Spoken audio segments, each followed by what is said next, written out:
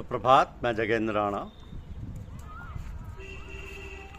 100 मुकाम होते हैं तय एक नज़र में।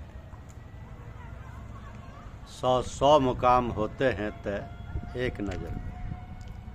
यह हमारी आज की आध्यात्मिक चर्चा का विषय है। आजकल के ज़माने में तो गुरु का पूजन ध्यान आदि करने में विशेष सावधान रहना चाहिए, क्योंकि इसमें धोखा होने की बहुत संभावना है। अपनी पूजा कराने वाले, अपने नाम का जप एवं शरीर का ध्यान कराने वाले, अपनी झूठन चरण रज चरणामृत देने वाले, इनसे जहाँ तक हो सके दूर रहना चाहिए, बचना चाहिए। कारण कि इसमें ठगे जाने की संभावना है। जैसे कपट मुनि से प्रताप भन, साधु वेशधारी रावण से सीता जी, कालनेमी से हनुमान जी। तो जब तक सत्य किसी व्यक्ति से प्राप्त नहीं होता, ऐसे व्यक्ति से जिसने सत्य का साक्षात्कार स्वयं किया है, उसे स्वयं हृदयंगम किया है, तब तक वो फलदायक नहीं हो सकता। ग्रंथ उसे नहीं दे सकते, तर्क उसे सिद्ध नहीं कर सकते। सत्य उसको मिलता है जिसने उसके रहस्य को समझ लिया।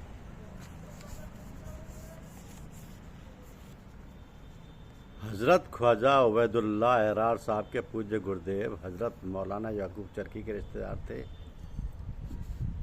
यद्यपि आपने हज़रत मौलाना याकूब चरखी साहब के एक आदेश प्राप्त शिष्य से आध्यात्मिक विद्या सीखी थी। आपको एकांतवास अधिक पसंद था, तो एकांत स्थान में आध्यात्मिक साधना में निरंतर लगे रहते थे। आपने बहुत कठोर तपस्या की थी। उन्हें किसी व्यक्ति से ज्ञात हुआ कि हज़रत मौलाना उबैदुल्लाह एरार साहब एक बहुत पहुँचे हुए उच्च कोटि के संत तथा पूर्ण समर्थ सद्गुरु हैं तथा समरकंद में निवास करते हैं। अतः उनके दर्शनार्थ तथा सेवा करने हेतु और परम तत्व की पूर्णता हेतु समरकंद पहुँचे। वह अपने एक परिचित मित्र के यहाँ वानसर नामक मोहल्ले में रुक गए तथा सोचा कि थोड़ा आराम कर लें। अतः हाथ मुँह धोकर कपड़े बदलकर एरार साहब की सेवा में उपस्थित होंगे। तो उसी समय हज़रत ख्वाजा एरार साहब को अपने आत्मज्ञान से यह पता चल गया कि हज़रत मौलाना मोहम्मद जाहिद, जो उच्च कोटि के संत तथा रिद्धि सिद्धियों के भंडार हैं, उससे मिलने के लिए मेरे शहर समरकंद में आए हुए हैं। अब जैसे ही आपको यह आभास हुआ कि तपती दोपहरी में, जबकि भयंकर गर्मी और कड़ाके की धूप थी, एक ऊँट पर सवार होकर स्वयं उनसे मिलने के लिए चल दी और ऊँट की रस्सी छोड़ दी कि जिधर ये जाएगा वहीं पर मोहम्मद जाहिद ठहरे होंगे। तो मोहल्ला वानसर के जिस मकान में मोहम्मद जाहिद ठहरे हुए थे, संयोगवश ऊँट उसी मकान के सामने खड़ा हो गया। एरार साहब ने बाहर से आवाज़ लगाई कि भाई यहाँ कौन ठहरा हुआ है? तो गृहस्वामी ने बताया कि यहाँ पर मौलाना मोहम्मद जाहिद ठहरे हुए हैं। आप तुरंत ऊँट से उतरो। उधर जब मौलाना को आपके आने की सूचना मिली तो कि वे मिलने के लिए बेचैनी से तड़प गए और स्वागतार्थ मकान के बाहर दौड़े चले आए और उनके चरणों में गिर पड़े। आपकी प्रसन्नता का कोई पैमाना न था। दोनों ने परस्पर मिलकर उसी मकान में एकांत में बैठकर बहुत देर सत्संग किया। तो मौलाना मोहम्मद जाहिद ने अपनी साधना और आध्यात्मिक स्थिति का पूरा विवरण हज़रत मौलाना एरार साहब को बतलाया और उनसे बड़ी विनम्रता से निवेदन किया कि आप मुझे दीक्षित कर लें। हज़रत एरार साहब ने आपके दिल की पवित्रता, आपकी कठोर तपस्या, उच्च आध्यात्मिक स्थिति देखकर और बहुत ही प्रसन्न होकर आपको पहली ही बैठक में दीक्षित ही नहीं किया, वरन अपनी आत्मधार और आत्मिक शक्ति से पूर्ण समर्थ सद्गुरु की स्थिति में पहुंचा दिया। तो हज़रत एरार साहब ने अपना आदेश प्राप्त प्रमुख शिष्य आपको बना दिया। आप वहाँ से खुशी खुशी विदा लेकर वापस अपने घर चरक लौट आए।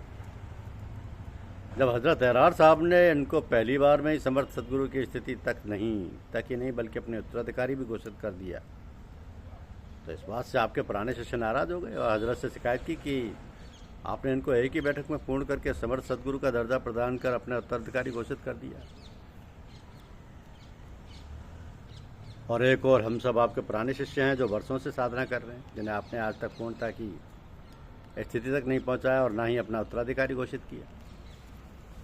तो इस बात का उत्तर देते हुए आपने कहा कि भाई मैंने इसमें कुछ नहीं किया, ये तो पहले से ही उत्तर आंतरिक स्थिति वाले थे। इनकी आध्यात्मिक स्थिति पहले से ही श्रेष्ठ थी। इनका जलपाक साफ था और ईश्वर प्रेम से सराबोर था।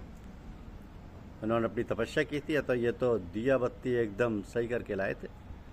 मैंने तो केवल उसे प्रज्वलित किया दिया, इसलिए मैंने कोई पक्षपात नहीं किया। तो शिष्य में मौलाना मोहम्मद जाहिद की तरह आध्यात्मिक योग्यता और सुपात्रता होनी चाहिए, फिर तो साधना में उच्चतम आंतरिक स्थिति तक पहुंचा जा सकता है। क्योंकि इन समर्थ सद्गुरुओं के लिए कहा भी गया है कि 100 मुकाम होते हैं तय एक नज़र में। अर्थात यदि उन सद्गुरु की दया कृपा हो गई और यदि शिष्य की आंतरिक स्थिति पहले से ही उत्तम है, तब तो उसका कल्याण होने में देर ही नहीं, वह तो पूर्णत्व को प्राप्त करेगा ही। धन्य है ऐसे तपस्वी संत जिनकी प्रशंसा उनके गुरुदेव स्वयं करते हैं। एक भक्त दादू महाराज एक नगर के बाहर रहते थे। भक्ति से भरे गीत गाते, कोई आ जाए तो उसे भक्ति का उपदेश देते। स्थान स्थान पर उनकी प्रसिद्धि शहर शहर में पहुंची। शहर के कोतवाल भक्ति की बातों में कुछ कुछ रुचि रखते थे। घोड़े पर बैठे शहर से चल पड़े कि दादू महाराज के दर्शन कराएं, उनसे भक्ति का अमृत ले आए। परंतु भक्ति में रुचि रखते हुए भी थे तो वे कोतवाल ही। शहर से बाहर जंगल में पहुंचे, दूर तक चले गए, कहीं कोई दिखाई नहीं दिया। तभी एक व्यक्ति दिखाई दिया। वह मार्ग में लगी कांटेदार झाड़ियों को काटकर सड़क साफ कर रहा था। कोतवाल ने रौब से पूछा, ए, तो जानता है कि महात्मा दादू कहाँ रहते हैं? वो व्यक्ति कार्य में मस्त था, बोला नहीं। कोतवाल क्रुद्ध हो गए, गाली देते हुए बोले, मैं तेरे बाप का नौकर नहीं, शहर का कोतवाल हूँ, जल्दी बोल। उस व्यक्ति ने आपकी बात सुना, आश्चर्य से कोतवाल की ओर देखा, धीरे से मुस्कुरा दी। कोतवाल ने समझा कि यह व्यक्ति ठट्ठा कर रहा है। जिस चाबुक से घोड़े को चला रहे थे उसी से उस व्यक्ति को पीट डाला। वो व्यक्ति चाबुक खाता रहा, फिर भी मुस्कुराता रहा। कोतवाल ने उसे जोर से धक्का दिया, वो व्यक्ति पत्थर पर गिरा, उसके सिर से रक्त बहने लगा। कोतवाल जल्दी में थे, उसे वैसे ही छोड़कर आगे चल दिए। कुछ दूरी पर जाकर एक और व्यक्ति दूसरी ओर जाता मिला। उसे बोले, दादू महाराज कहाँ मिलेंगे, तू जानता है? उस व्यक्ति ने कहा, दादू महाराज तो इसी मार्ग में थे, अभी कुछ देर पूर्व में उन्हें देखकर आया हूँ। वे मार्ग में लगी कांटेदार झाड़ियों को काट रहे थे, क्या आपने उन्हें नहीं देखा? कोतवाल ने आश्चर्य से कहा, वे दादू थे? पत्नी ने कहा, हाँ। कोतवाल घोड़े को मोड़कर दौड़ाते हुए वापस आए, देखा कि दादू ने अपने सिर पर पट्टी बांध ली है।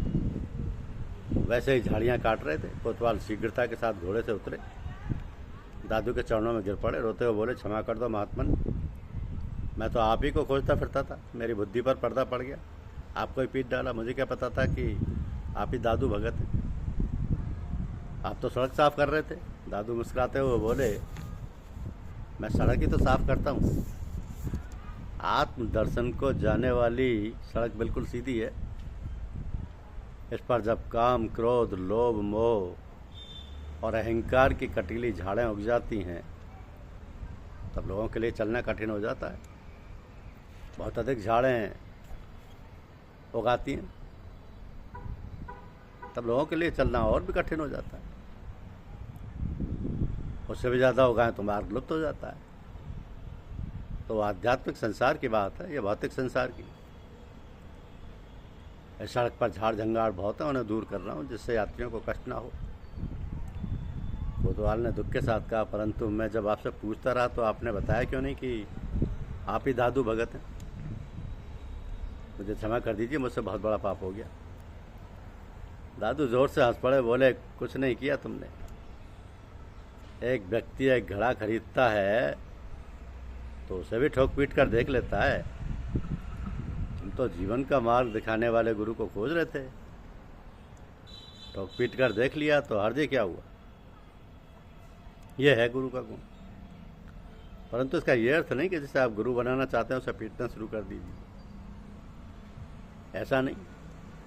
उसके पास बैठकर ये देखिए कि उसे काम, क्रोध, लोभ है या नहीं। यदि उसके अंदर काम, क्रोध और लोभ नहीं है तो ठीक व्यक्ति है, उसे गुरु बनाओ, परंतु होश से बनाओ, देखभाल कर बनाओ। क्योंकि गुरु तो एक ही होते हैं। धन्यवाद।